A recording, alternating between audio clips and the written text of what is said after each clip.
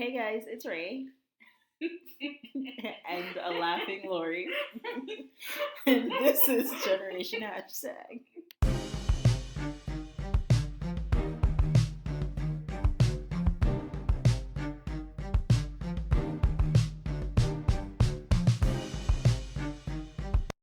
Since Miss Laurie has calmed down some, we'd like to get the show started by giving one major shout out to all the black excellence, all the black magic that happened at both the Oscars and the Grammys. Like, we came, we did what we were supposed to do, and we snatched all the trophies, and then we went home. So, Who won the Grammy? girl, Chance the Rapper won Yes. the Grammys. Yes, he did, and I was so excited. I stood up and clapped for him. I was clapping. In your house. Yes, I was like, yes. His album was really good, but yeah. And I was just saying, I really enjoyed his album. His performance gave me goosebumps, and it probably isn't that real. But at the same time, I think I'm just really proud of him and where he's come from, because he could have went a really different route. And I heard that he donated like $1 million to the Chicago education system. So. And then Moonlight. I found out Moonlight won, and I was just like, really? The way they screwed that up, though, was so awkward. Like, it was so uncomfortable to watch. It was so awkward. But in the end, I'm glad that they came back and were like, actually, you won. So. I didn't even get a chance to see it yet, but I want to pay for it. Like, I'm not waiting for it to be free. I'm going to pay for it on demand. But I heard a lot of good reviews about it, so I can't wait to see that and Hidden Figures, because my mother... You still haven't seen Hidden Figures? No. Girl, get your life. Hidden Figures is so good. It's so good. It's I've heard a lot of great things about it. It's really good. It's just, I have... my school life has taken over my whole life. Girl, my whole life could be falling apart, and I'm on Netflix. Like, it's no problem. Everything's fine. But then again, I avoid all my problems, so I'm probably not a good person. Last semester, fine. I went to all the parties and everything. This semester, I went to one thing and I cried because I should have stayed home. So. That's college for you. Kicking your derriere. Yeah. Kicking your derriere. So, what's trending in news, pop culture? What's up? In the news, everything's Trump. Literally, the whole hour is Trump, and in the last 30 minutes was about a stamp that cost $25 million. But let's not go there. What? There's a stamp that... Anyways, if somebody could just... If you're out there and listening and you have a fraction of that $25 million, 10%, 1%, please donate to a good cause. I'm just trying to graduate, y'all. But with Trump, one thing that came out was that a lot of his cabinet that he elected has resigned. Jeff Sessions resigned. He didn't resign. What happened? He recused himself. Why are you looking at me like that? Give me a synonym. He took himself off the case. So he resigned. No. Oh, you mean he resigned from the case? Yeah. Not from the position. Yeah. Okay. Which, first of all, if he lied about having contact with the Russians, which doesn't all of Trump's administration lie about stuff like that, like espionage, all of that? No? So I feel like they do every day. So, but pretty much, he lied under oath when he was being vetted for his position as Attorney General. He said first of all, they didn't even ask him if he had any contact. He voluntarily was out there on this bench I don't know what they did. I don't think they did. And I know for my personal self, for me and who I am, I have never in my life had contact with them. Not while I was on this campaign. No siree. No, not me. That's not the question they asked you. But you said you did. You made a point to be like, I personally was not a part of it. I was not aware of it. And then it comes out that you were. And then Congress is like, but he recused himself, so it's fine. We're not going to investigate this any further. Yeah, they have been doing that a lot. I feel like there's been a lot of this is happening, and then in the background, they'll be like, oh, like on the news, they'll be like, oh, everything's fine. And then, like, when you read the news articles, it's like the last paragraph, like, update. There's been this file charged against this person, and this is what's going on. It's just like, I don't understand why it's so many secrets and so many lies. I mean, and if any other president, if we're being honest, most of the time there are no charges filed for anybody because they're all on the same team, which is depressing. We live in this society, guys. Yeah, and I feel like maybe things like this have happened in other presidencies, but not to this level, and not to this.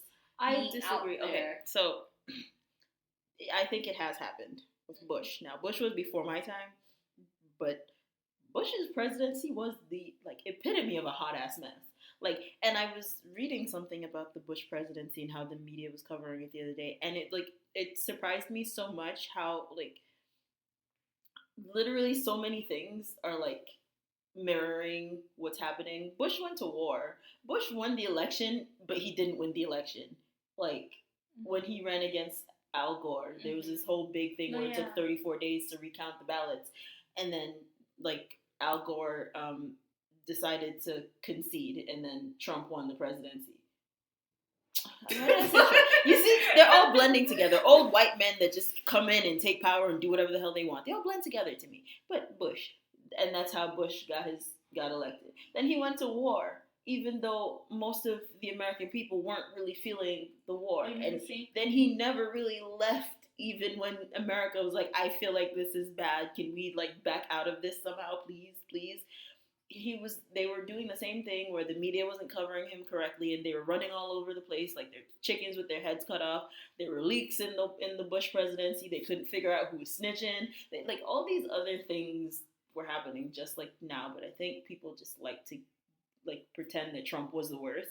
Y'all did this before. And that's why when people say that Trump will most likely be a one-term president, I'm like, I don't know if I believe you. Because Bush was a two-term president, and he screwed up both his terms. That's what I'm saying. Like, I think that it's happened, like, there's been examples of it before, but it's never been out in the open. It was always covered up, or someone never really said anything in the news. Like, the news is on it with him. They're not, the ones I watch, I'll put it that way, because I don't know about every other news outlet, has been making sure they know what's going on, up to date, this is what's happening. But I feel like it didn't always happen with everyone else. But I don't think the problem is that people aren't talking about what he's doing. I think the bigger problem is that they're not like policing them. And so like the whole job of like a news outlet is to challenge things. Like you're supposed to do your research and know things and know the facts that these people are talking about. How can you have people on your shows doing debates and they're saying things that make absolutely no sense? They're saying stuff like alternative facts and all these other crazy things, and not just her, but like all across all these different platforms and all these different like respected news sources, newspapers, like news stations, and no one sitting at the desk is like, actually, that does not make sense. Like they seem to not be calling out as much as they should be.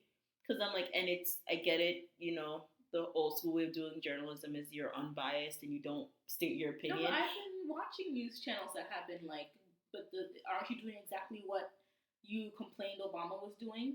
Isn't this this is probably one of his fake news sources? Yeah. That's the thing. It's like, the news sources that I'm watching, half of them aren't allowed into the press room anymore. But you don't need to be in the press room to know what's going on, though. Like, I feel like they're taking the easy way out, and I get what you're saying. You feel like they're doing their job, but I'm like, the biggest problem I have with how everybody's following Trump is that, yes, Trump is like all these terrible things, and he's like overwhelming, and he's too much, and he's doing like everything in a very short period of time. And, you know, usually with, like, Obama, I don't even remember the first 100 days of Obama's presidency. I just remember he got elected and people were happy. But, might have been. Compared to this. I mean, so for me, I'm just like, but people also, like, I don't know, maybe it's just because this time around I'm actually paying attention to politics and knowing what's going on and, like, trying to educate myself. But I just feel like we're spending too much time. Like, I feel like the whole big plan, mastermind, what's master plan of the Trump administration is to set so many little fires that you don't realize they burn in the house down because you're like, oh my God, there's a fire on the lawn. Let me put that one out. Put that one out. But they throw out like 5 million stories a day that have nothing to do with anything, and like reporters and all these major outlets are like, well, we gotta make sure. Trump is on Twitter every day talking all types of reckless that don't even matter because anything that he's saying has nothing to do with nothing, and people are covering it. You're pulling actual journalists that could be doing hardcore like investigations into all these other things, into researching his policies to like follow his tweet. That's what I'm saying. I feel like there's certain news outlets that are covering the tweets, and there's the other ones that are talking about his care plan and the like details that are through and that aren't finished yet. There's those that are covering the different aspects of his cabinet and what's wrong and what's right about them, because there are some things that are okay with some of them. And part of me feels like the only reason they're in that place, though, especially places like Fox News and all these I don't watch no Fox News, especially like CNN and all these places that are like, the only reason why they're doing all of this is because Trump is like, I don't like you. Like, how do you look being on TV every night defending somebody that blatantly was like, I don't like that news station. They are fake news. No, they don't CNN report anything. Does. CNN lets one, like, they have their little 6-box thing, and there's always that one conservative that's like, he's doing a great job, and I really appreciate the things. Yeah, but that's not. But that's That's not CNN though. You always have to have someone on to like, you don't look like you just came on here to talk trash. But like, essentially, I just feel like the only reason why a lot of these, like, when like, if does he watch Fox News? I don't think he watches Fox. Honestly. He's been beefing with Fox, I believe. He beefs with a lot of channels. Like, pardon me for not knowing which one is specifically, because there's a lot of them. But it's just like, with BuzzFeed. I know that. What is your beef with BuzzFeed? Actually, though, they've been doing a lot of good reporting since, like, the election. It's a lot less lists and quizzes. And they do that. They do that a lot. But they also have that's the only actual news source that I really pay attention to now. Really? Yeah. They send me alerts when, like, major things are happening, and I'll read the article. I tend to read different things and create my own opinion.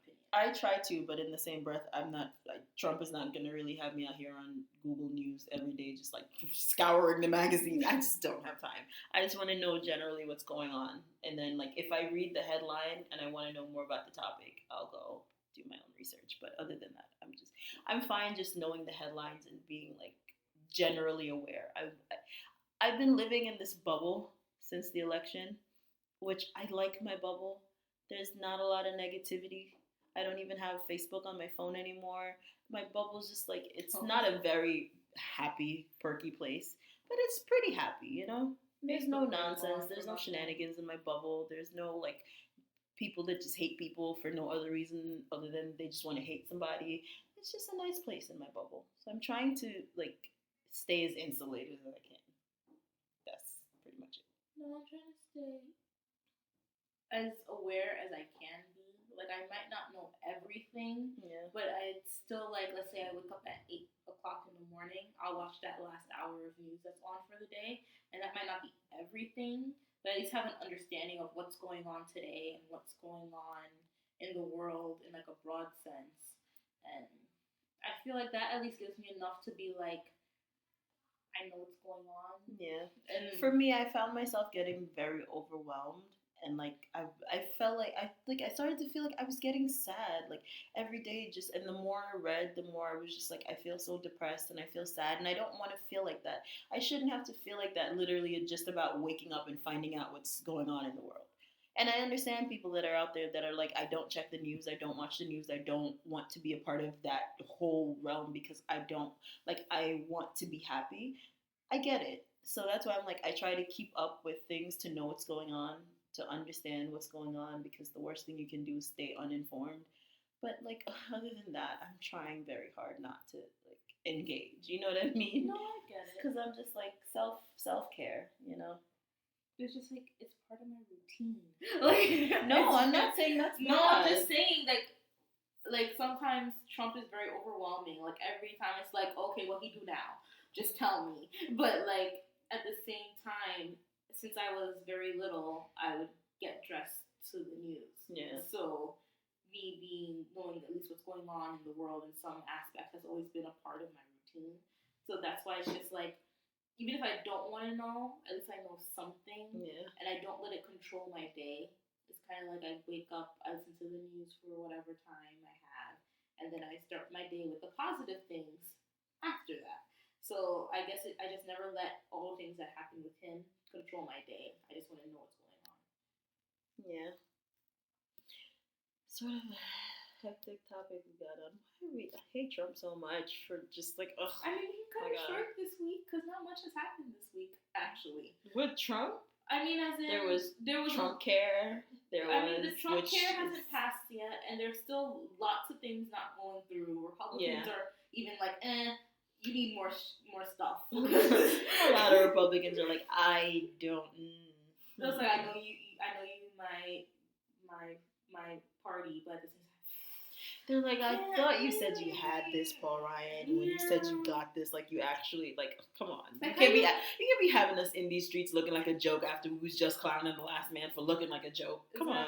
So between that, but the joke's on them because that whole system's a joke. And then they let it leak that they can hack Samsung televisions, which I don't really know why. I was reading that. No, it's that like the CIA is using it to spy on Americans. It was WikiLeaks that did the whole like. No, but this is a new thing that like just leaked that they can. That was WikiLeaks. No, I know. I'm saying that they can hack Samsung computers, televisions, and even when it's off. Yeah. Which, like, honestly, I started reading that and I just closed that. I was like, I'm not doing this thing. If you watch the movie of WikiLeaks, of the WikiLeaks guy, it's very scary. Like I sometimes close my computer when I'm like, I don't know, it's just concerning. Government, if you're watching this right now, you can't see me. I'm sorry.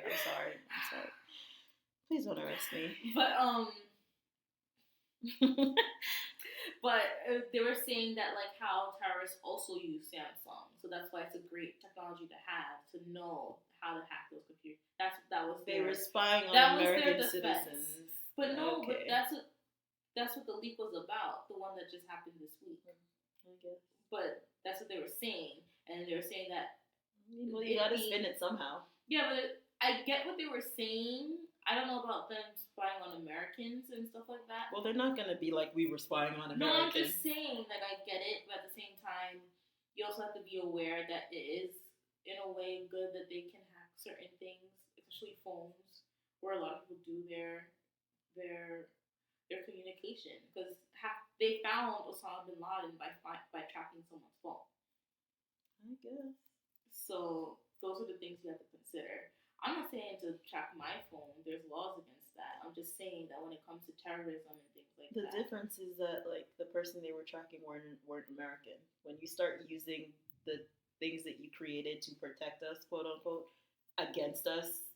That's what I'm saying. They're using all these technologies to mine for information, and I get it. It helps prevent terrorist attacks and all these things because but at the same time, you're going through Americans' personal information. You're gonna say you have the right to privacy, but I also have the right to search through all your stuff, and it's sort of like this constant struggle of like how much freedom am I giving up for the sake of freedom? It's a catch. Like that doesn't make sense. That you're taking away my freedom and my privacy so that you can give me freedom and privacy. No, I feel like a lot of, from what I heard on the news today, they weren't talking about the same WikiLeaks. They were talking about back in 2000 whatever. Well, no, because I'm talking about like I just feel that way in general about everything. And with the Patriot Act, there's a lot of things. They were talking about something different. The Trump administration in general, it feels like a lot of things that they're going towards is very 1988, but that's, again, very separate from what that topic was. Well, I don't necessarily feel that way about the WikiLeaks document that just came out. I just feel that way in general. And it's not, for me, it's not a Trump thing. It's not an Obama thing. It's a government thing. It's something they've been doing since like and look at Nixon and the things that he put into place and the orders that he signed this whole to the FBI. Like, we've been living in a society very blindly about the things that have been going on Because you never had to know. You just knew that you were safe because you were here. Also, I heard that we dropped in world ranking. First of all, America's been like everybody in America keeps saying that they're like America's number one. We're like number 7. I don't get like, no, first off, we dropped. We were like number 4. In my classes, we talk a lot about health and education and stuff like that. I don't get how we were number 1 and we're like number 49 in like been number 1 mortality. Or like number in a really long time. And we're number something in education. Yeah. So I'm like, so then what are we number 1 in defense and arms? Because that's about all we spend money on. If you compare education, we're number 1 at colonizing people and like pillaging their land. No, like I don't get what we were ever number 1 at, because all the numbers I've ever seen, we were never there. So between education, mortality rates, birth and neonatal stuff, like nothing has ever been number 1, especially for someone who's a developed first world country. We're number 1 in freedom. Where is this freedom? All. So like I don't. Minnie, I feel like you're being very anti-establishment right now. Clearly, liberty and justice for all is abundant in America. You're just saying that because the camera watching you. If you're watching me, I just defended America. So. How you doing, Mr. Trump? What? He go on Twitter. I'm not trying to get to Gitmo, okay? That's supposedly been closed. That ain't never really closed. Anyway, what? You know, I thought we were changing the subject. Yeah. So what? Okay. Something lighthearted. Is that lighthearted? Karuchi. How's Karuchi like? She's getting her life together and she's keeping the fuck boys away. Is she, or she's just finding new ones? Who's the new one? I don't know. I'm just saying. A lot of girls tend to be like, I'm done with him, and then find the same trash the next man. Yeah, but I feel like she's really been working on like getting her life together. Didn't she win an Emmy for something? She won an Emmy? It was either an Emmy or a Tony. She won an award. Whatever. Don't quote me on which one it is. Don't bite my head off either. She won an award for some acting thing she did. She's been acting. She's been like taking her fish oil pills, I guess. Her skin is glowing. She looks nice. She got her restraining order. Like, yeah. If he doesn't comply, the next time he's within however many feet of her, he'll get arrested. And, you know, he has all these legal problems already. Not to be mean, but I feel like he needs to get arrested. I feel like he needs he's been arrested. Or go through some type of intense rehab facility where they, like, involuntarily hold him until he shows signs of improvement, because it just seems like he needs that. Like, you can't fix someone that doesn't want fixing. I know that's a thing, but at the same time, and that's the problem. Like, he has all this money at his disposal, and he has yes men around him that'll be like, yeah, sure, do the coding, do this, do that. And it's just like, I've never done drugs, but from what I heard from other people, it sounds like a very dark place that you can't get out of. And it's just, I think being addicted to drugs, I think it starts off. What did I read somewhere? It's like the first high. It's the first time you're ever having it, and so nothing is ever as good as that first high you got. And so you spend the rest of your time getting high to achieve that level of high that you'll never ever get again. And it's just like a very dark place you find yourself in, always chasing the high, but it's never the right one. So you do more because you're like, it's somewhere in this bottle of whatever, or in this needle of whatever, and I just have to get enough that I can find it. Another perspective I've heard is that it's like your casual thing. Like Monday through Friday, you don't do it, and then Sundays is your drug day. And then it becomes, I need it, and then there was like that one day you slipped up, and you did it on the day that you don't do it. And then, like, it was just like your fun to do for fun, and then you do it on the day you don't. It was like on your day off. Yeah. And then it turns into, Monday, I'll just do a little kind of rough day. And then it becomes, I can't function without it because I got so used to being on it. Like, there have been stories that I've heard that they're like, I function more. What did the TV show say? It was something like, the character was saying something about how, like, he functions better when he's drunk. And I'm just like, I mean, but there's a difference though, because I also was listening to this guy speak that he was talking about legalizing. Like, he's a big proponent of just like legalizing all the drugs because once you legalize it, it's like the taboo aspect goes away, and once you like, he was like legalize it. The neurosurgeon? Yeah. Oh yeah, he's interesting. He's like legalize the drugs, but then make sure that you have proper sort of like systems put in place to make sure that it's pure, because most people that OD don't OD because they do too much. It's usually because they do bad drugs. Yeah. Or like a bad, like, no, yeah, because it's illegal, people start doing all these crazy things to alter the drug. And if you try your best as the government to make it pure as possible, then you'll lessen all that whole extra thing. And then, you know. No, yeah, because now there's synthetic marijuana, and apparently a lot of people are getting sick from it. So they're getting sick. I don't know if anyone's died yet, but there's been like, it's like seizures kind of sick. And so I don't know. How did we get here? I don't even know. Chris Brown. How did we as a society get to this point? Oh, I thought you meant in the conversation. That's how I meant to, but you know, double meaning. No, but like in society, they just push it into certain areas, and let's not get into that topic. No, I just want to let y'all know that I saw someone in the hood, not from the hood, but in the hood, eating a grilled cheese sandwich with a knife and fork, and I'm gonna leave it at that. But how do we? Okay. I'm gonna leave it there because what else is there to say? And I really wanted to reach over and be like, Miss, you're supposed to pick it up with your hands, but you know. It's not my business, not my place, not my hood anymore. Okay. I don't know how I got there either, but what do you have next on your list? Ooh, Remy and Nikki.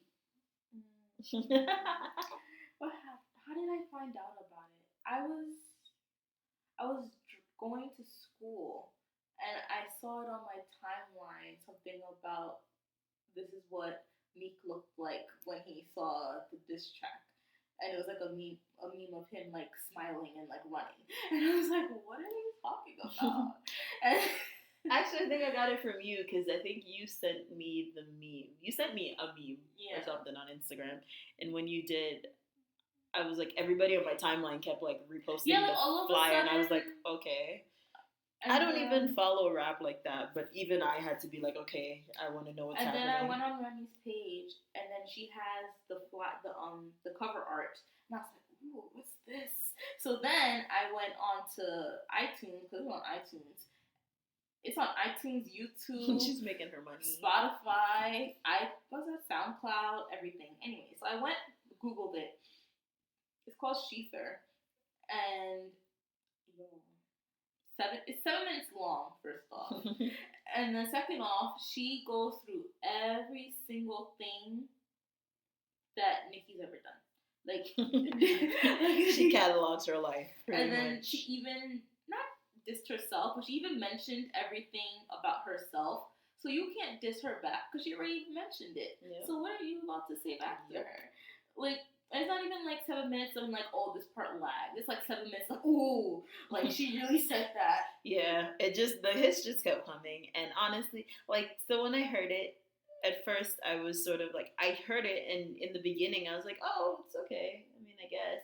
And then she brought up Nicki's like brother, the pedophile, the alleged pedophile. And then I was just like, oh, okay. And then she was like, Nicki's ass dropped, and she 3 months. I was like, oh my God. And then she's like, I have videos of you doing drugs. And I was like, okay, all right. I would hate to be the one that pissed her off. She's also from the Bronx. I'm just gonna let that sit there. I follow her because I like to watch her interviews. I mean, any artist I listen to, I like to watch her interviews. But I've been watching her interviews. I watch her on Love and Hip Hop and all that other stuff. And she was never the person to mess with. Like, I don't understand. What made you feel like you could do that? like she's never scared to be like, I will, like, if you want to disrespect me, don't be surprised. Yeah, like, catch these bars. If I'm coming for you, I mean, I used to get popped in your face, but like, I don't think she can hit anyone right now. Yeah. But no. So then, what was I gonna say? So essentially, the song just sort of like, when someone steps out of pocket and you have to kindly collect their things and just be like, Miss, please don't try it again. Or like, it's gonna be worse. That's what the song was. She was like, and there are all these interviews and like her talking about Nicki Minaj before all of this, and she never had a problem when she came home. Yeah. And she made a point to be like, there's enough space in the industry for both of us to be female rappers and to be good. Like, yeah, she's always it's good. not a competition. Like, you can stay in your lane and I can stay in my lane. Because to be honest, they do two completely different things. They were working on a track together. Nicki Minaj does like pop. She does like pop rap. She does rap, but she mellows out her rap. Yeah. No. She hasn't rapped in a really long time. She does pop rap. She does like rap that's watered down for the mainstream media. On her last album, she had 2 or 3 songs that were very rap. But that's on a whole album. There was 2 or 3. No, I'm just saying album. That like. But so overall, I would brand her as a pop rapper. She makes her rap palatable for the masses. And I feel like Remy is more like. She's more hardcore rap. Yeah, that is true. So that's how. So they're in 2 completely different lanes. It's not like Remy's over here like I'm gonna do a hook and steal all your coins. Like, and they have 2 different fan bases. Yeah, exactly. And so there's this whole thing. I was listening to Remy Ma talk about it, and she was talking about the main issue with the beef was that for her there was never a problem, and it wasn't. She said it wasn't about the songs, like. Everybody keeps saying, oh, like, it's because she took the shot at you in this song. She's like, no, she's like, that's what rap is about. Did it irk me a little bit? Maybe it did, but I wasn't mad at her, like, oh, I gotta. But she was like, there were a lot of behind the scenes things, and they were supposed to be working on a song together, but they never actually recorded anything. It sort of just felt like I'm gonna assume that it seems like one of those things that like you talk about in public. Oh, we should be friends because we're both women in the industry. Mwah, mwah, but I really don't want to be your friend because, bitch, why? No, I mean like. So it seemed like that's more the thing, and then it sort of like started deteriorating from there. And by the time she took the shot at her in the song, it was sort of like, but we didn't have any problems. Why would you just come for me out of nowhere? No, yeah, but then if you watch her interview with Wendy Williams. She was like how another thing was is that there was a lot of behind the scenes stuff where like she was calling award shows and being like if she wins the award, Nicki's not coming if Remy wins the award. What? Or like if she's on your show, I'm not coming. And like a whole bunch of stuff where it was like basically if that's how things went down, Remy wouldn't get paid. And then she was like, well, now you're messing with my bag. Yeah. And if you're messing with my bag, you're messing with my way to provide for my children. And then now I have a problem with you. Yeah. And it's just like, and that part I get. Yeah. I might not, like, and I don't know how true it is. Not to say that she's lying. I'm just saying. 3 sides to every story. Exactly. Like, we don't know 100% the truth, and we will never know. And Nicki sure ain't saying nothing. but I'm just saying that, like, if those parts are true, that's really crazy. Yeah. To be like, yeah, I'm not coming. Like, let her. Like, she's not doing anything to you. She ain't taking your money. She's not affecting anything that you do besides maybe take your crown. Which honestly, the only reason you have this crown is because no one else was really there. No one is around at the time though. When you came out, and exactly. I am a fan of Nicki. Don't get it twisted. Don't nobody come with me because I can spit most of her raps. Don't try it. But at the same time, you have to say the truth. Like you can't be a real fan and not accept people's truths. Like when actually you can. I don't know if you've been on Twitter. I mean, but the Barbs have been out doing like damage control. But they're all like. They're all like children, sense. though. They're all it children. Is a very clear fact that when she came out, a lot of the rappers were not really dropping music like that. Please, there are people that are out there like Nicki Minaj is the best female rapper ever. Matter of fact, Nicki Minaj was the first female rapper ever. Like, and I'm just like, I'm not gonna go there with you. Yeah. And so like, there was not a whole '80s wave with Salt and Pepper, and like '80s, '90s wave.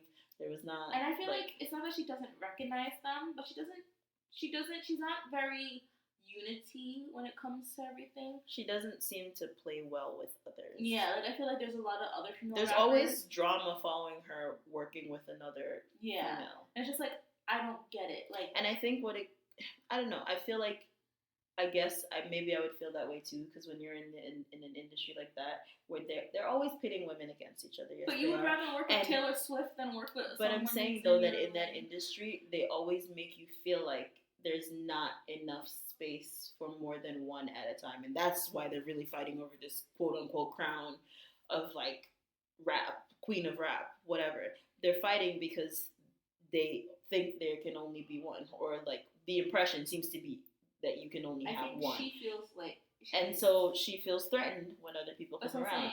She came for Taylor Swift. She came for quite a few people. She came for Miley Cyrus. It's not like out of her norm to come for people for no reason, but she usually goes for people that don't really fight back. Can't tell you the reason now, but when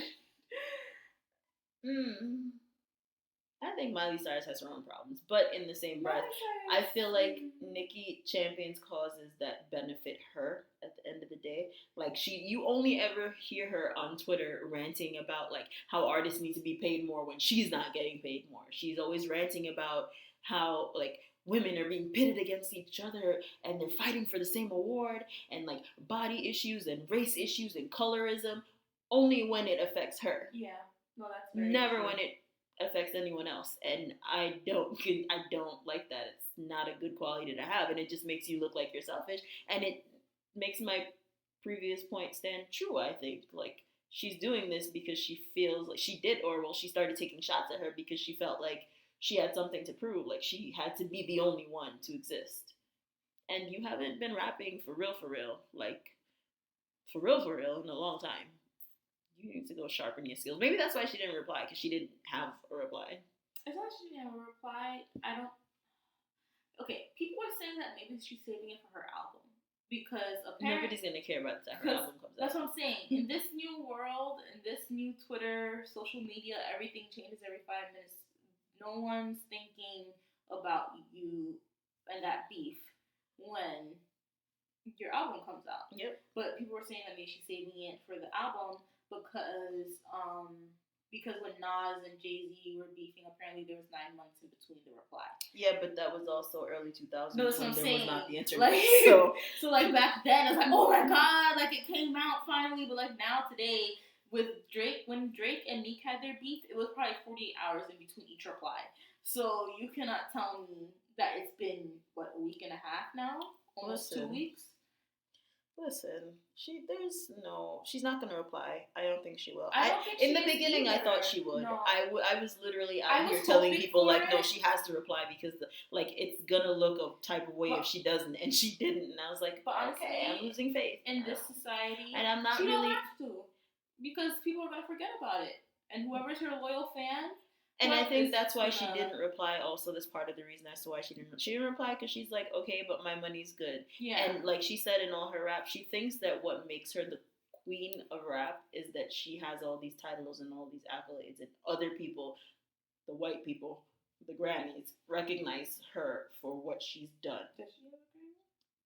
I don't know, but she goes to the Grammys every year. In the sense that like the mass audience is consuming her product, so she doesn't really need the black people to validate her anymore, because her checks are still going to be good as long as she's making these pop albums. Now her street cred, but I feel like her street cred kind of been in the trash for a while. It's when she made that song with Will I Am. Around that time is when her street cred started going down, and Starships. Which honestly, I don't blame you, because really the choice is to make millions or to not make as much and make other people feel comfortable. Basically, do what you gotta do, but stay in your lane. Don't pick fights that you know you can't win. I think she was picking a fight because she didn't think Remy had the backing, because Remy's an independent artist. She doesn't have the backing. She doesn't have the money. She doesn't have like the power behind her to make an impact. But I think that's just her forgetting what it's like to do like guerrilla rap style. Like when you don't have any, like most of these artists that came from nothing. They didn't have big labels behind them. They all came out of nothing, and they were doing all these big things, and that's what made it like phenomenal. So just because you have a label behind you doesn't mean that your stuff will be better. It just means that it'll probably show up more places. That's about it. So that's all I have to say on that. And so let's take a break. Hey guys, this is Laurie, and I'm just coming to let you guys know that we're officially on social media. So you can find us on Facebook at Generation Hashtag, Instagram at AskGenHashtag, and Twitter at AskGenHashtag as well. So come follow us. Hi guys, and now we're back, and it's time for reality tea time. So the first thing that we're gonna talk about is love and hip hop. Well, you're gonna talk. I'm gonna listen because I didn't see the premiere. Oh, well, there's so much to tell you. Catch me up, girl. I got my tea right here. So, first off, they were talking about Jocelyn, how she's pregnant. Oh my god. And the last time I heard from Jocelyn was when they were like Stevie J was the father and she was with some other man. That's the thing. No one knows. Well, I she don't think claims Jocelyn it's only knows. been him. But it's like, I don't know. It's messy. Stevie messy himself, so who knows? But at the same time, she's always with young Joe. Like, she was in the pool, like, with just flowers on her titties, and spinning around in the word doing a photo shoot, and then she's looking at him like she wants to kiss him. Wasn't she married to Stevie? Yeah. Well, no, not legally. Like, what? If you're not legally married, then you're not married. No, but like, I don't know. Honestly, that's around the time I stopped watching because it got really messy, and I was like, I can't. But basically, it was a sham. Like, they never really got officially married, bro. And they were just saying that, and it was a lie. So but didn't they get a reality TV show based on the fact that they were married? Yeah, and then that they went to LA. They went to LA to like go to Hollywood and like get and do whatever.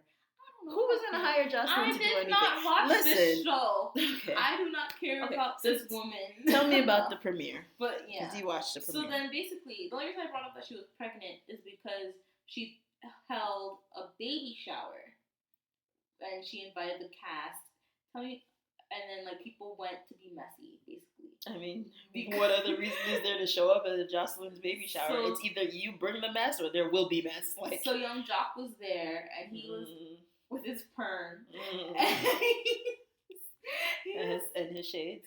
And he was he was wearing shades on too. And he was at the bar with these girls. So then Carly Red comes in. Mind you, Carly Red and Jocelyn don't talk anymore. Spoiler alert. Basically, Jocelyn was like, last season she was like, if you keep talking about me, I'm gonna bring out all the facts. And like there was something in an envelope. Carly said that to Jocelyn. No, Jocelyn said that to Carly. And basically, Carly. There was an envelope. I do not know what was in the envelope, but she opened it, started crying, and was like, "You're supposed to be my friend." Like all this nonsense. This show is so fake. Over this one envelope. So I don't know what's in the envelope. I don't care, but she went to the baby shower to go spy on young Jock. So then she goes there, and then she's like, who are you? And then she's like, no offense to you, like I don't have issues with you, but I'm with him. Who's that? Carly was like, I have no issues with the random girl. Like, Jock, like, what's going on? Like, where are you? And then the girl was like, oh no, I'm with this other guy who's apparently in their circle. Don't really care. And how she just had a baby. So then she's like, but he just got out of jail. So how do you have a fresh newborn if he... The math is not adding up, bro. If she just got out of jail. So then we're like, okay. And then she's like, oh yeah, but he's not the father. So then she's like, Carly's like, so who's the father? And then the girl's like, oh, it's Kirk Frost. Oh, not Rashida's husband. Yes. Kirk is not even. Oh my god. She was like, how it's his baby. So then 10 minutes later, Kirk walks in. Oh my god, this is so messy. And then Carly's like, oh, you're not gonna say hi to her? You don't know her? Like, but she like, why are you just walking in? And then she's like, you know who I like. The other girl's like, you know who I am. Don't pretend you don't know who I am.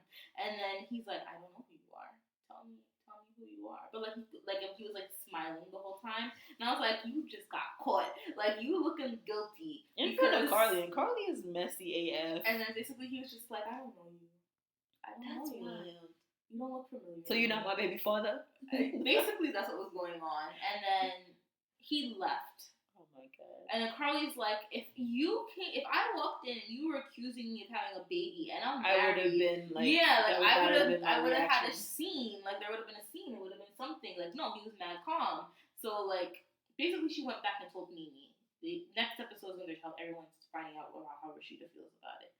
But, basically Kirk then ran home and was like, I need to tell her first. She can't hear from her friend. She has to hear from me. It don't matter where she hears it from. If I was her, your clothes would have been out on the lawn burning, possibly with you in them. Like, I don't. What is there for us to talk about? Especially last year, he made this whole, or a couple years ago, he made this whole big thing about her being pregnant. Like, oh, that's not my baby. Yeah. While he was upstate cheating on her. He did a DNA test on the baby, and then went upstate with, I think, little Scrappy, and all these. Yeah.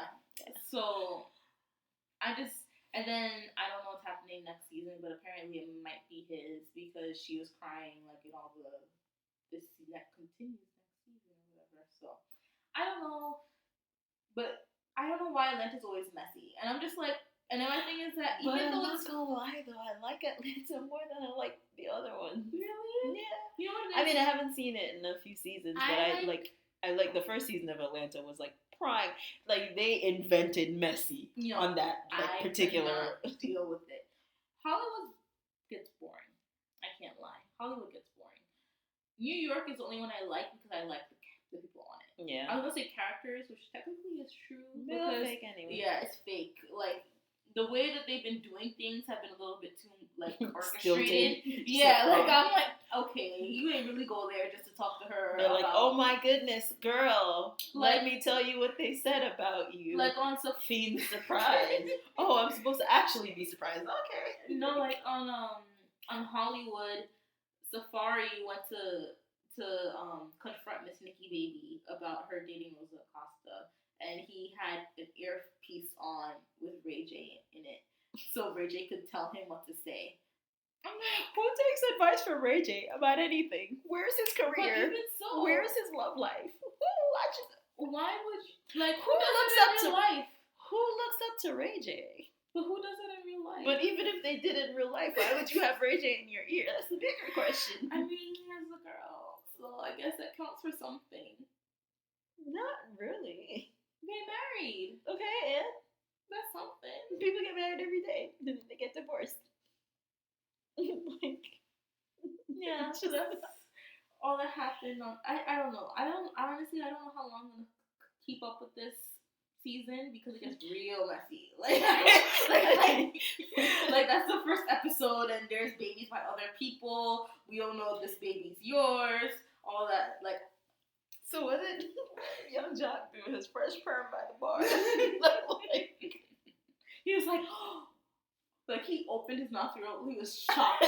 He was like, and then he was like gasps. Yeah, and then he was whispering to Kirk, like, you really about to do this? Like, shh. Like, she really about to say this? Like, she's about to blow your spot up, bro. Dip. Yeah, like dip. Like what else is? And then that can make Carly mad because Carly's like, so why he whispering? What's going on? Oh, there's secrets. So like. Mess, just plain mess. So I'm just like, and then Jocelyn and Young Joe just seem odd. Yeah, I don't know. Like, first off, I don't know where Young Joe even came from to be on this season. Like, that was just random to me. But then I still don't know who Young Joe is. He's a rapper from down south, and when I think of his name, I think of the name Young Joe, and I'm actually over here picturing a character out of like Dragon Ball Z because it sounds like a freaking alien, Young Dro, Dro droid. I don't know. Stop. But I can't think. Maybe he's Android 18's brother. Plot twist, Minnie. Think about it. I don't even know who's first. Oh my God, Minnie! Don't. Did you not watch Dragon Ball Z? No. Oh my God! I'm stopping this conversation. I can't go any further. No. We can't go any further with that conversation. I watched. Minnie, if it was not Dragon Ball Z, we can't continue. What is that thing called with the guy with the spiky hair and he had a red? Did you know? Oh my God! It was Pokemon, and then there was another one. I'm not entertaining this. It's fine. But there was another one I used to watch, and he used to like battle them like Pokemon. But it was cool. So a red guy with spiky hair battling Pokemon, but it was not Pokemon. He was a white guy. He had pointy blonde hair, and the edges of it were red. Y'all can tell me on Twitter. Minnie, what the are you talking about? And he had Pokemon? No, he had monsters. And I promise you this was Yu-Gi-Oh? No. Was it Yu-Gi-Oh? Yu-Gi-Oh, they had the playing cards. It might have been because it had the Yu-Gi-Oh cards. Oh my god, you don't even know the... Oh my god. I'm done with that conversation. But, so, I don't know if anyone out there keeps up with Real Housewives like I do. But my god, the tea is piping hot. Wait, it was Yu-Gi-Oh. It was Yu-Gi-Oh. Okay. I'm glad you looked this up, though. It was bothering me. So, Real Housewives. Laurie, I want you to get into it so I badly. feel like there's so many seasons. You just need to watch this season. This season is lit. Oh my gosh. Okay, so what's been happening in the last couple, this season, like lots of drama. Sheree's back, and Sheree's like Queen Messy with the capital Q, okay, and a crown over the side of it. Messy AF. Sheree's like whole storyline is just to like go have lunch with people and then listen to what they say and bring it back to the other people and then be like, girl, and then wait until you get together to be like, I feel like there's some tension in the atmosphere. Let's put everything out on the table. Laurie, what did you say about Raven? Yes, say it now. Like, you gotta be woman enough to own up to what you said. Sheree's messy, okay? So why do people talk in front of her? Because, like, they go out to lunch with her, and, like, this is information that she gets out of you, like, just out of, and they're, like, the whole cast is messy. They're all messy, okay? So they don't even care that they're snitching, like, well, not snitching. They don't care that they're talking and being messy until it goes back. Then they're like, why would you ever? I thought we were friends. Oh, my goodness. I am so shocked. I cannot believe this. Why did this happen to me? So, Sheree, Portia, and Phaedra go out to lunch now. Phaedra and Candy haven't been friends in a while. Yeah. And Phaedra and Candy were like this for like all the seasons but like the last two. Right? Now Phaedra's really close with Portia. Right? So, and then Sheree's just there because she's messy. So she goes to lunch with them, which like Sheree, Phaedra, and Portia go to lunch, right? They start talking mad trash about Candy because Phaedra and her have issues right now, and then Portia's just trying to find friends because she doesn't really have a storyline. She's just trying to hang on to something. So she's hanging out with Phaedra, and so she's talking smack about Candy now only because Phaedra is. So they start talking, and then like they're gossiping, and then Phaedra starts talking. They start talking about how like Candy hooks up with girls. And that Candy was hooking up with Phaedra, with Portia's best friend, Shamia. Yeah. Right? And this was all whispering, and they were hushing, and, the camera's, like, off to the side, like, catching it when they think nobody's looking. And then Sheree, obviously, Queen Messy, goes back and tells the news. And then, so eventually, like, Candy and Portia come to, like, have a sit-down discussion. And then all of a sudden, all these things are flying out because, like, Portia's lying, I think. Anyway, Portia's like, well, you tried to drug me in the club, and you and your husband were trying to, like, bring me back to your sex dungeon so you could have your way with me, and your husband is in New York when he's not here, telling people his name is Marvin so he can sleep with random women, and y'all have a sex dungeon in your house, and, like, all these things that are just so wild. And then, like, obviously Candy's like, what? We tried to bring you back, drug you, what? That's some wild-ass allegations. Yeah. And then, eventually, now they're on, like, the last episode, they went on vacation to Hawaii. Mm-hmm. It was Candy's idea. And so it's like a couple's trip. Yeah. They did not invite Portia. I wouldn't either. And then Phaedra brought Portia as her +1. Wow. Because she's messy. Now, every mess that Portia's been getting into is because of Phaedra. Because she sits and she chats and she gossips with Phaedra. And then when they bring back the gossip, Phaedra literally sitting in the corner just sipping her champagne like, I don't know. Like, they're going in on Portia. And Phaedra's just like, I'm going to sip my juice. It's fine. It's not my problem. I don't want to be a part of it. I want to be excluded from that narrative. Like, so there was also another episode where they like went to. I'm sorry, I'm like all over the place with the story, but it's so juicy. Like I don't even know where like the story like connects. They go camping, and then that's when the whole lesbian story comes up. When like Sheree was like, but she was like, Candy, I heard something about you, and Candy's like, oh, what did you hear about me? About me? And then she's like, well, somebody at this table said you're a lesbian. Portia is in the corner like, that's crazy. Who said that? That is so outrageous. Who would say such a thing? If you said it, just own up to it right now. You know Portia said it.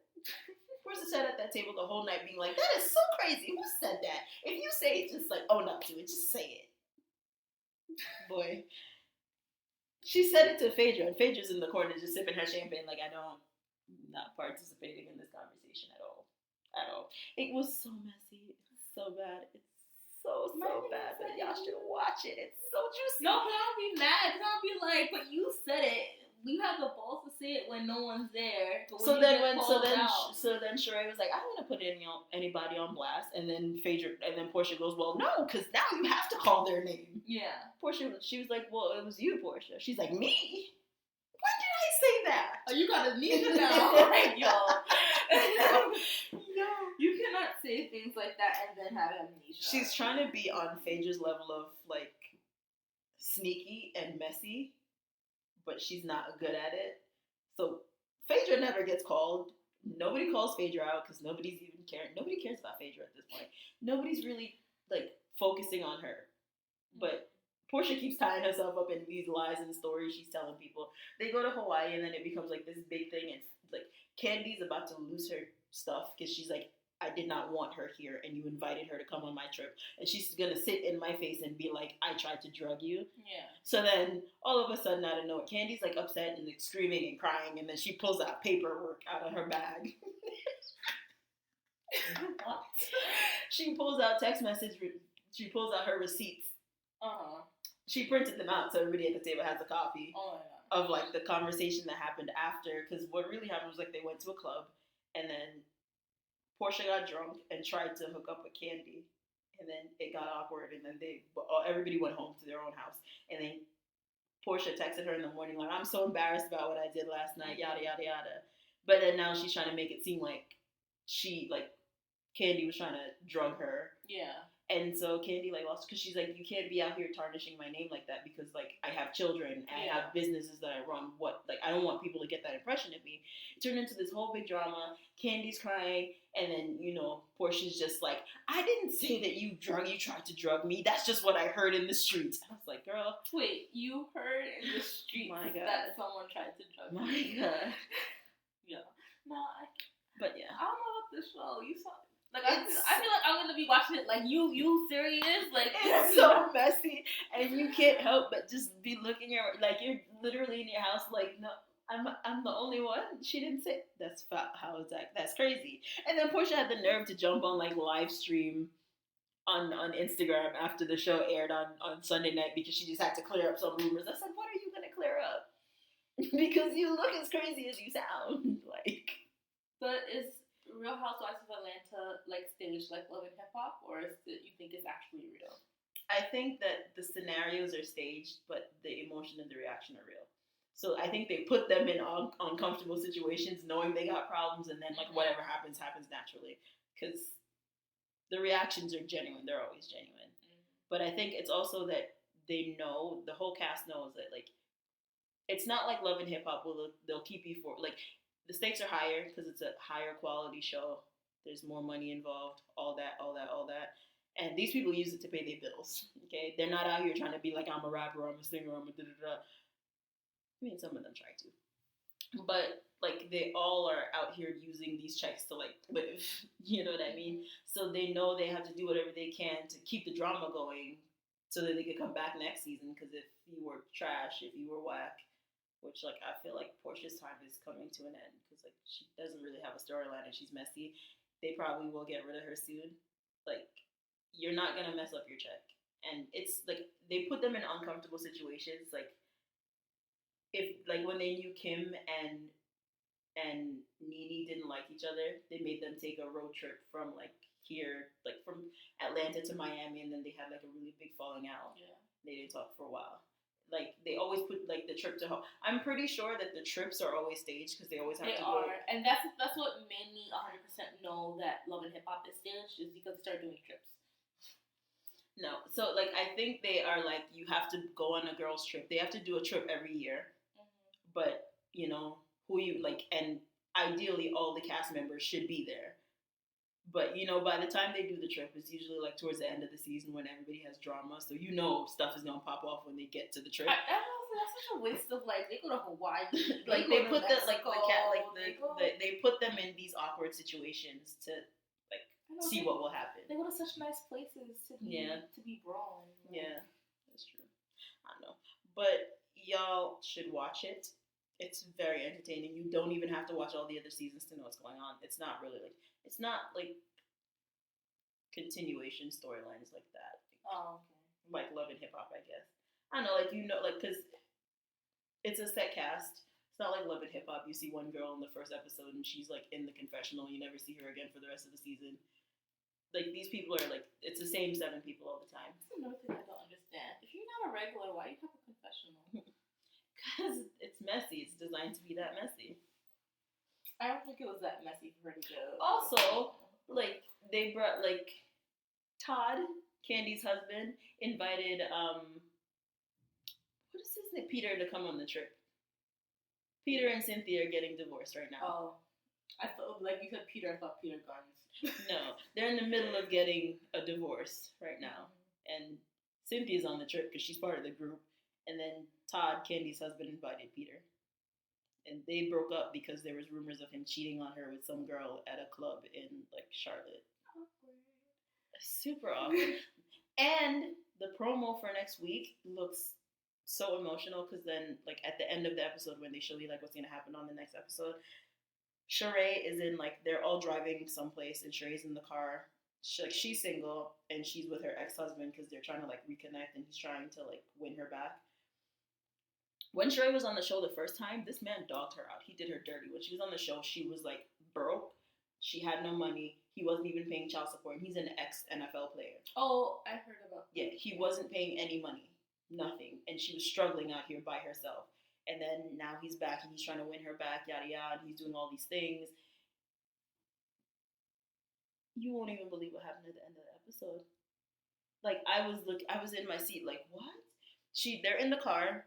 And then somehow they start on the conversation of like relationships, and then Sheree turns to Bob and she's like, "Tell the truth. Have you ever put your hands on me, or have you ever choked me? Something like that. Have you ever choked me?" And then he's like, "Well, clearly not hard enough." I said, "My God, my Lord, what is wrong?" My mouth dropped. I'm like, that is so crazy. On TV. Not even the TV, but like they're in the car going in Hawaii. It's a van full of everybody else, and like she's like, and then she's like sobbing hysterically, and then like the girls in the back are trying to like comfort her, and then the clip ends, and I'm like, that's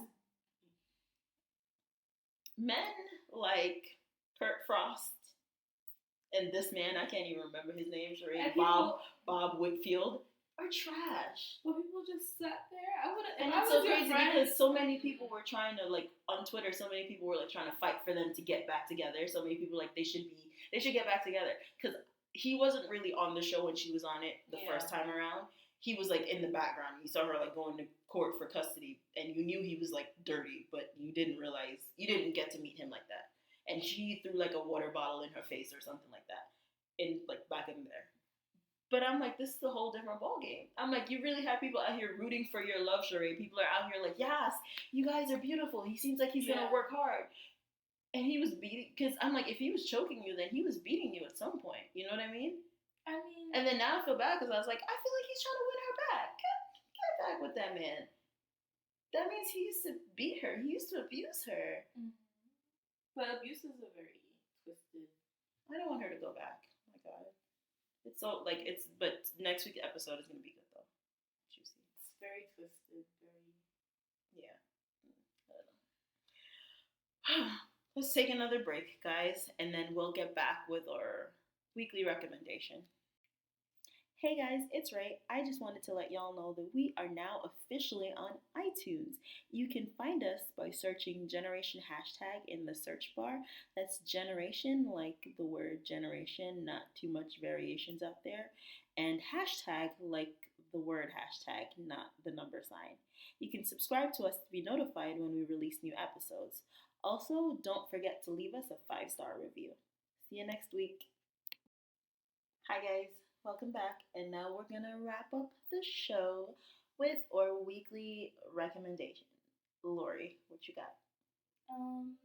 Okay, so there has been a new movie that has been out. Has it been a while? I don't know, but I know it's been. I don't know if it's been out that long or not. I don't really keep up with release dates, but I was gonna recommend Get Out. Here's the thing: I'm not a scary movie. Like, I was interested in it when I first saw the commercial because I could tell that there was social undertones on it from the commercial. I don't know if anyone else picked it up, but I just knew it was scary too. So I was like, I don't know if I can sit through that because I get scared really easily, and I will close my eyes and bury my face into your arm and sing Winnie the Pooh until the movie's over. But this movie, watching it was crazy. It wasn't really. I personally, I don't like horror movies or scary movies either. I wouldn't say it was scary.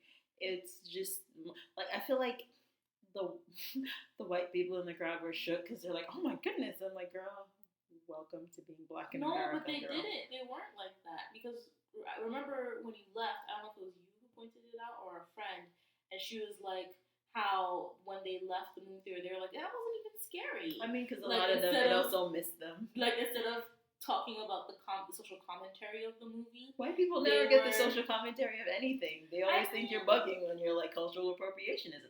The movie touches on a lot of things. Like, literally, we were in the movie theater like, oh, what? Did you see that? He did not say that. Someone said this to me. Like, that whole movie was just, I guess you should have heard the audience, like the black audience. Anyway, they were so into it. They're like, yes, like when he. I don't. Spoilers. Yeah. Like at the end. Yeah, at the end. At the end, like this is like probably the first movie that This is actually the first movie that I know of that's like a horror movie with a leading black guy. 1 and 2, just a black guy that makes it to the end of the film. Like no, but I think. And 3, like saves himself. I was watching. Just put a spoiler. It's a horror movie, and he's the star. But the last thing he said, I don't feel like that ruined it. But I was watching. No, I was listening to. I don't remember the guy who directed this movie. Peele. She says I ruined it. Okay, so I'll say this. Like when I say like saves himself, I mean like. It wasn't one of those movies where you're like waiting for the white guy to come in and be like, I'm gonna fix all your problems, sir. Here's the thing, I don't watch scary movies to know that white people come. In general, period. Okay. Like, in every movie they make that is about someone being oppressed and like getting the victory, they're making that movie. What, the one about China? Yeah. The Great Wall, and they have a white man that came in to save them. So you couldn't. Okay. Movie. So that's what I mean. There's always a white savior that's gonna, in all the slave movies, it takes a white man to come in and be like, we will fix this problem together. But, so. Oh, Stephen Peele, correct me if I'm wrong. Stephen is not the man's name. His name is Jordan, first of all. Jordan Peele. So you could have corrected me this whole time? I just said I don't know this man's name. You said Stephen Peele. I corrected you. I was like, who the hell is Stephen? After I said it like 3 times. I didn't hear you 3 times. Anyways, so this man, and he was saying how a lot of these movies, it's never about the black person. They usually die within the first 5 seconds of the movie, and I think it was just also good to like another part of the movie was that white audiences get to experience the movie through the Black perspective. And it's very true because you see a lot of the things that are like microaggressions that we are faced with every day. And it's just, I don't know. I don't know that they really saw it though. I will say though that all the Black people in the audience, when like they made like one of like they very uncomfortable things. Like if you're Black or if you're a woman of color or a man, if you're a minority, you just felt awkward. Like, why would this white man say that to me? Stuff like, I would have voted for Obama if he had a third term. Yeah. And you just met me. Do you assume that because I'm Black, I loved Obama? Like, all these things, and all the Black people in the audience were like, "Oh my God!" And the white people were looking around like, "What's the problem? What did he say?" And I say that all the time. And I'm just like, that's the point. Telling Sherry this weekend, if Obama would have ran for a third term, it's just like, I don't know. And like a lot of people, like, first off, I was watching the movie and I don't know why I turned around. I think because someone said something, like when something crazy happened. And I was like, this whole audience is, 95% of y'all are white. And I was kind of shocked because I was like, I wasn't expecting it to cross boundaries like that in a way. I mean, but you gotta think of that we live in New York City, first of all. And if there's one thing that New York City has in abundance is like, what would I call them? Self-titled liberals, or like righteous liberals who think they're like the most progressive set of people to ever touch the planet Earth. And so they are still racist and homophobic and offensive on many different levels, but because they're blinded by this thing that they call their liberalism, they cannot see that they're still actually part of the problem. Those are the people that are like, yeah, like Black people have been oppressed for so long and they just need to be saved, but then they don't understand that they do all these little things like microaggressions that don't fix the problem, that add to the problem. So I think that's why the audience was so white, because, like the one thing liberals hate to be told is that they're not tolerant or they're not like woke enough. So they got to get down with all the woke things because they feel like they're at that level where this is like, I can understand why this is wrong. And then they go and they still don't get it because they're blinded by their own. That there was at least a percentage of them that was like, I understand. Or I understand. I think you have to be a Black person to fully understand what goes on and what it touched on. But to just be like, I kind of see the things I'm doing wrong. I've said that, and now I understand why that's an issue because I saw it through the lens of this Black person, kind of thing. Not like they'll fully ever understand the feeling that it creates, but at the same time, just be like, I'm a little bit more aware of the things that I'm doing that aren't right. And then the end, guys, that end was crazy. I'm sorry, I died. Like my face was behind my jacket. It got real crazy at the end. Your mouth, like when you find out. Okay. And that's all we're gonna say. I was gonna say it's just real crazy, and that end kept me up till 5 o'clock in the morning till the sun came up. Okay, you're also very dramatic though. The ending was not that bad. Anyway, go see Get Out, and when you do, tweet us at AskGenHashtag and let us know your thoughts. AskGenHashtag, or tweet you. What's your Twitter? Okay. Tweet me. Mine is very simple. Written by Raven. Mine is complex illusion, and the 3 in complex. The E in complex is 3. But I like it though. I like the meaning behind it. And maybe one day you'll find out. But why the 3? The 3 is because I'm born in March. Oh my God. Change the 3 to an E. But then I might have to add underscores because someone probably has that name already. I mean, people can't find you like that. It's not that hard. It is. I know. Okay, anyways.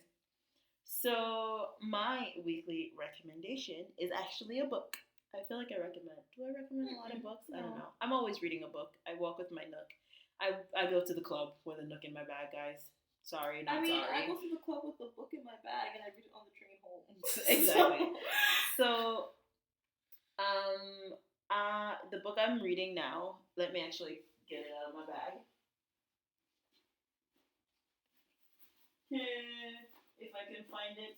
It's actually it's an oral history of the Daily Show. Which I know sounds boring, but Who hosts the Daily Show? Jon Stewart. He used to, and now it's Trevor Noah. First of all, obsessed with Jon Stewart, obsessed with the Daily Show for so many years. It only kind of sucked for me that once I started getting into it, it was towards the end because I was too young for everything else. Also, like I wasn't even living in America when half the things were happening, and I was a child, so it didn't really like affect me. But now that I'm older and I'm like very interested in like satire and like this whole critique of the media, I'm a journalism and communications major, so that's how I ended up with this book. It's actually really good. It's a little bit on the pricey side because I'm cheap. I don't like spending more. Like if I spend $10 on a book, it has to be a book that I had in my library for a while that I just kept rereading it over, like reading the description. Like I really want to read this, or I might have read the first chapter, but I just don't want to spend $10. Oh yeah. But this book is like $14. Ooh. Yeah. It's 474 pages though. Yeah, the actual in-person book is like this big. Oh, okay.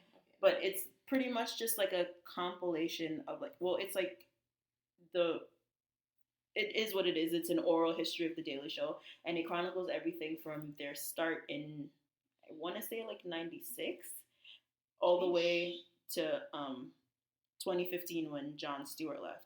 And like a lot of people don't know this, but before Jon Stewart took over, there was another guy before him. Nobody remembers him because he wasn't that great, obviously, and he was only there for like a year, 2 years maybe. But the point is that like Jon Stewart took over in like the late 90s, and then he transformed the show into what it is today, because what it was in the 90s when it just came out was not even remotely related or like looked like this. It used to be just a parody of the news, so it would just be like fake news.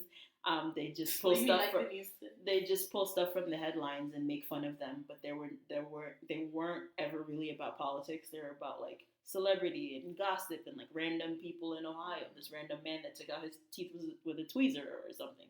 Crazy stories like that. Okay. And then over time, when Jon Stewart took over, he started to change it. He was like, but there are all these things that are wrong. And then over time, it keeps changing and changing and changing and refining. And the book is just like they interview everyone pretty much that's ever been on the cast, correspondents, writers, producers, all of those people, Jon Stewart, everybody, and they just give their own take on like different events, and they talk about like the big turning points for the show. Like for them, they said like the Bush administration was like sitting on gold for them. That's how they made their name, because they spent every day pretty much just making fun of like the Bush administration and how they were handling the war. And then you saw like how they interpreted 9/11 when it happened, because they were on TV when it did, and they were off air for like 3 weeks because they didn't know what they were supposed to do, because they're supposed to be a comedy show, but how do you make a comedy show when such a tragedy just happened? How do you even approach that? And so it's a really good book. It's very insightful, and it's like, maybe I like it so much because this is sort of the general field I see my life going in. Not necessarily comedy, but sort of like analysis of different things. So, awesome book. It's literally just like interview, and then interspersed.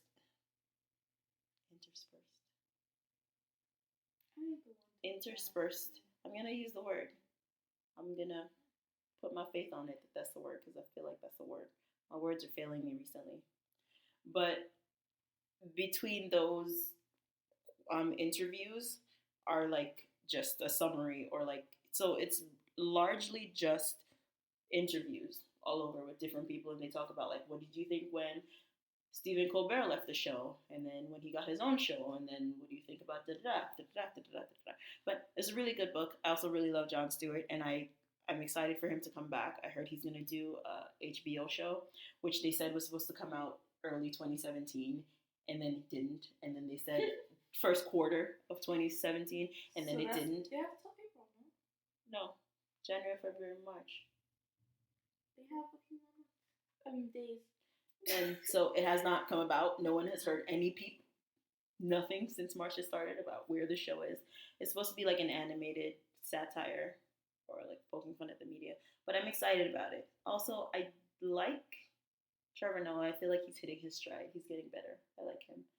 But he's not Jon Stewart. I want Jon Stewart to come back. But that's it. Oh, no, that's not it. Also, like, it's making me look at The Daily Show in this whole different light because I kind of stopped tuning in because I was like, I like the show, but it's just not what it should be. And I was reading the book and I realized that when Jon Stewart started out, it was just like that because the show wasn't originally his. Yeah. And the writers and the producers are all from that time when they used to do with the old guy. And when he came in, he had to hire new people. And there was like this battle between like the old people and the new people because they wanted to do two different things. Kind of makes me think that's kind of maybe what's happening at The Daily Show. Trevor's trying to find his voice and like do things how he imagines doing it, but because it's worked so well for so long that one way, they don't really want to change anything. So, but interesting read, very interesting read. If you read it, tweet me at writtenbyraven or AskGenHashtag and tell me what you think because I really love this book. I've been reading for like days, forever it feels like, and I'm only on page 230. So that's it. Do you have anything else? No, you're very passionate about this book, I see. I don't know. I've been like spending a lot of time thinking about what I want to be doing post college. Because you're almost there. I'm almost there. Yay. And I'm trying to not let the existential crisis set in. I feel like I'm going to have like a panic attack and a breakdown about like what I'm supposed to be doing with my life. I think the real world is so creeping up on you slowly. I don't think it's coming slowly at all. It's coming at like 500 miles an hour. You still have a few months. January was just last week. No, it is now the end of March. No, my birthday hasn't passed yet. We're in mid-March, Minnie. We're about to be in mid-March. That's kind of quick. Last week was the beginning of March. I am enjoying the year slowly. The panic is starting to set in, and I'm trying not to let it set in. I'm enjoying the year slowly. How? This year is like speeding by for me. No, it hasn't for me. I've been like trying to enjoy every day and remember something from every day. That's nice. That's nice. So yes, my recommendation is to read this book. If not this book, a book. Reading is key. Get your education up before Betsy, kills the education system. Increasing my reading level. Not that I read baby books, but like I want to start reading things that I guess challenge my mind a little better. That's also why I like this book. I feel like I'm learning.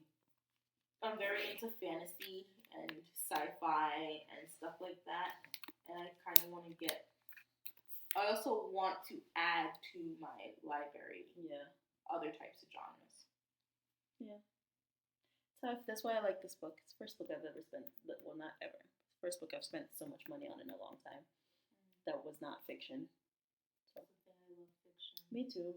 But this is a very good book. Like it's challenging how I think about things, and I'm starting to look at things differently and more analytically when it comes to media and stuff. So that was last year for me. I feel like my whole life has been put on its head with the way I look at the world. I mean, and how so? Like I'm starting to realize how much of the world is a lie, and like that, like the world is such not a beautiful place. Yeah. And the beautiful place is what you make it. That is so poetic. I agree with you. Life is not poetry. Life is not a beautiful place, but it's published. The beautiful. What are you published on? In a book that got published by it was like a bunch of high schoolers, and they put it in your Twitters. And nationally, they looked for they scoured and they picked I think 50 or 100 poems. National, many. I'm friends with a celebrity. I didn't even know it. But I'm just saying, I feel like everything in the history books, 90% of it's fabricated and twisted. And they say history is in the words of the victorious, but at the same time, it's crazy to me that there's so much history that's lost. That we'll never know. That's so true. And that's a fact, the way that the government's run, and it's not really for us, it's for the rich. And on that dreadful note, I feel like I just transferred my crisis onto her. Having a crisis of self. It's alright. I got spring break coming up. I'm about to have wine and be lit and just enjoy my life. Drink away the problems of the world.